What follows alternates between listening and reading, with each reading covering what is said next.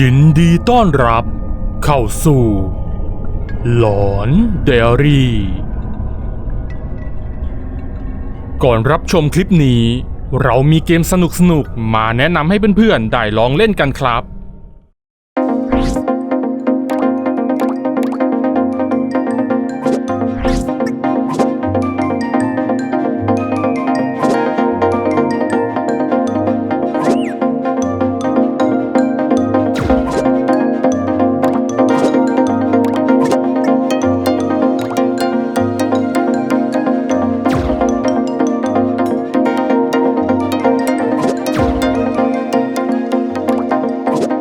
ใครที่สนใจเล่นเกมแก้เงา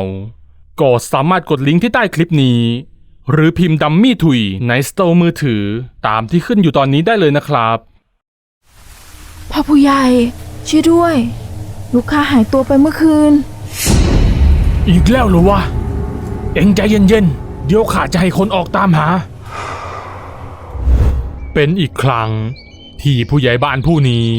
ได้รับร้องเรียนเหตุเด็กหายในเวลาที่ไล่เลี่ยกันเขาหันไปบอกลูกน้องให้รีบพาคนมาช่วยกันออกตามหาเด็กที่หายไปทันทีท่ามกลางความเศร้าเสียใจของนางเหมยที่ตื่นขึ้นมาก็พบว่าลูกของตนนั้นได้หายตัวไปแล้วเรื่องราวนี้เกิดขึ้นณหมู่บ้านแห่งหนึ่งที่อยู่แถบตะเข็บชายแดนรายล้อมไปด้วยป่ารกทึบชาวบ้านต้องเจอกับเรื่องราวประหลาดที่มีจุดเริ่มต้นขึ้นตั้งแต่เมื่อหลายเดือนก่อนอยู่ๆเป็ดไก่ที่ชาวบ้านเลี้ยงไว้ก็ถูกกัดกินจนล้มตายเป็นเบื่อในสภาพที่น่าสยดสยองในตอนแรกพวกเขาก็คิดว่าคงเป็นแค่สัตว์ป่าที่ออกมาหากินเท่านั้นแต่แล้วอยู่มาวันหนึ่งเด็กในหมู่บ้านก็เริ่มหายไปทีละคนสร้างความหวาดกลัวให้แก่ผู้คนในหมู่บ้านเป็นอย่างมากแม้จะช่วยกันออกตามหาทั่วทั้งป่าแต่ก็ไม่มีใครเคยพบเจอเด็กที่หายไปอีกเลยเช่นเดียวกันกับครั้งนี้พวกเขา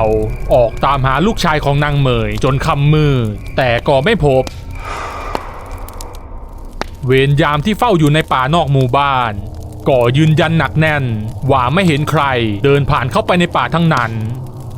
ผู้ใหญ่บ้านจึงบอกนางเหมยให้ทำใจเสียคืนนั้นผู้ใหญ่บ้านและลูกน้องได้นั่งล้อมวงกินข้าวและปรึกษากันว่าจะทำอย่างไรดีในขณะที่กำลังคุยกันอยู่นั้นอิงภรรยาสาวของผู้ใหญ่บ้านก็ถืออาหารออกมาให้ทุกคนซึ่งอาหารฝีมือของเธอนั้นอร่อยจนเป็นที่เรื่องลือและนางอิงก็มักจะนำไปแจกจ่ายให้ชาวบ้านได้กินกันอยู่เสมอต้มเนื้อมาแล้วจ้าดีอาหารฝีมือเองนี่มันอร่อยทุกอย่างเลยนะไม่ขนาดนั้นหรอกพี่ฉันก็ทำได้แค่นี้แหละถ้าอย่างนั้นฉันขอตัวพาลูกเข้านอนก่อนนะจ๊ะนางอิงกล่าวด้วยรอยยิ้มก่อนจะเดินหายเข้าไปในบ้านผู้ใหญ่บ้านยังคิดไม่ตกและต้องการจับตัวการของเหตุร้ายเหล่านี้มาให้ได้ไม่ว่ามันจะเป็นตัวอะไรก็ตามเพราะเขาเป็นห่วงอาจุกลูกชายเพียงคนเดียวของเขาที่อยู่ในวัยกำลังซนซึ่งเด็กในหมู่บ้านที่หายไปก็ล้วนอยู่ในวัยไล่เลี่ยกันเช้าวันต่อมายายเมี่ยงได้พาอาเบซึ่งเป็นหลานชายของตนมาเล่นกับอาจุกที่บ้านส่วนแกก็ไปนั่งคุยกับนางอิงเหมือนทุกครั้งที่แกมาบ้านหลังนี้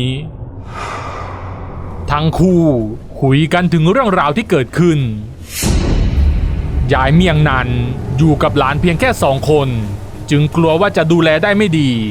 เพราะอาเบนั้นเป็นเด็กที่ซนมากเมื่อได้ยินแบบนั้นอิงจึงเอ่ยปากบอกกับยายเมี่ยงว่าคืนนี้ให้อาเบมานอนที่บ้านของเธอก็ได้เพราะที่นี่น่าจะปลอดภัยกว่าและจะได้อยู่เล่นเป็นเพื่อนอาจุกด้วย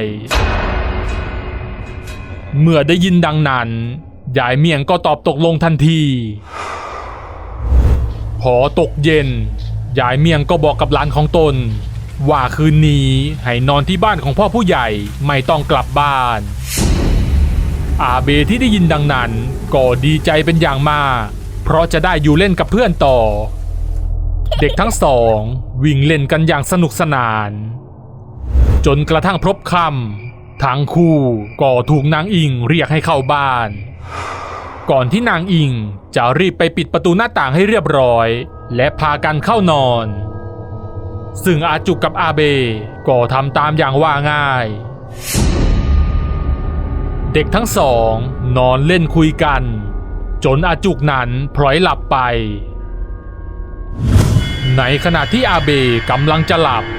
เขาก็เห็นแม่ของอาจุกเดินเข้ามาในห้องพร้อมกับถือขนไก่มาด้วยนางอิงเอาขนไก่มาปักไว้ที่หัวนอนของอาจุกอาเบที่เห็นแบบนั้นก็ได้แต่ครุ่นคิดด้วยความสงสัย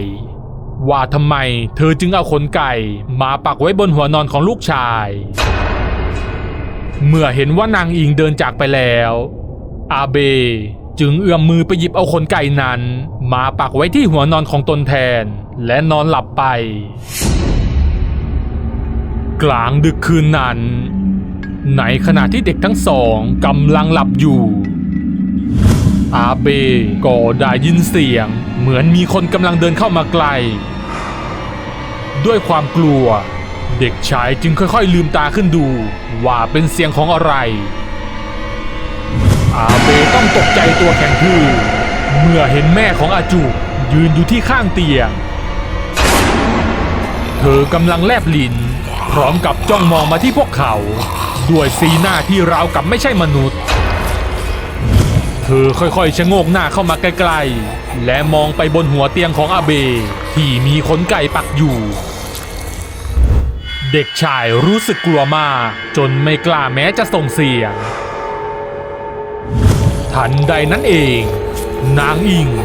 ก็ลากอาจุกลงจากเตียงก่อนจะกัดกินเนื้อสดๆของลูกชายตัวเองอย่างหิวโหยอาจุกกรีดร้องด้วยความเจ็บปวดไม่นานนักเขาก็สิ้นใจนอนแน่นิ่งไป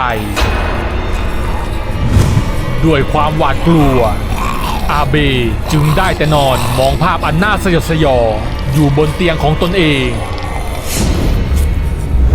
พอถึงรุ่งเช้าอาเบสะดุ้งตื่นขึ้นหลังจากที่พลอยหลับไปเด็กชายมองสภาพห้องที่กลับมาปกติอีกครั้งคราบเลือดต่างๆได้หายไปราวกับไม่มีอะไรเกิดขึ้นอาจุกตื่นมากินข้าวได้แล้วลูก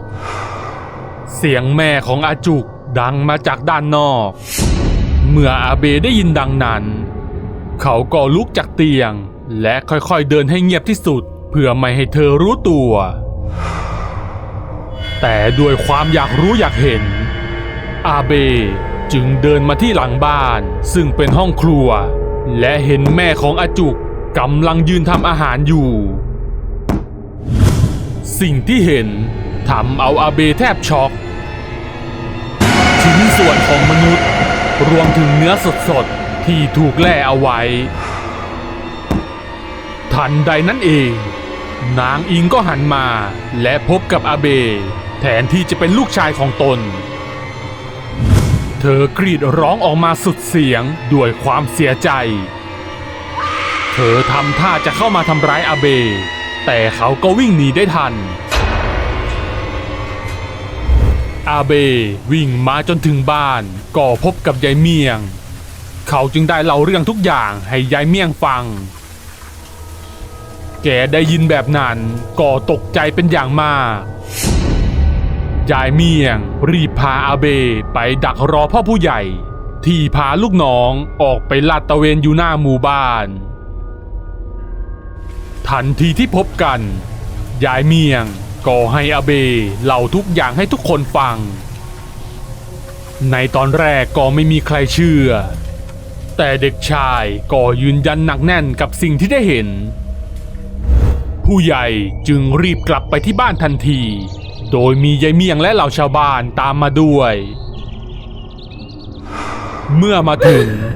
ผู้ใหญ่ก็เห็นภรรยากำลังนั่งร้องไห้คร่ำครวญแทบขาดใจ เขาเหลือบไปเห็นหม้อต้มเนื้อกับซากศพของลูกชายเขาจึงรู้ได้ทันทีว่าเนื้อที่ภรรยาของตนนำมาทำอาหารให้กินทุกครั้งก็คือเนื้อของเด็กในหมู่บ้านนั่นเองทำเอาทุกคนที่อยู่ตรงนั้นแทบจะอ้วกออกมาในทันทีเมื่อพากันออกค้นหารอบๆบ้านก็ได้พบกับซากกระดูกของเด็กที่หายไปฝังอยู่หลังบ้านของนางอิงชาวบ้านจึงรวมตัวกันขับไล่นางปอบให้ออกจากหมู่บ้านและจัดการเผาบ้านของมันทิ้งเสีย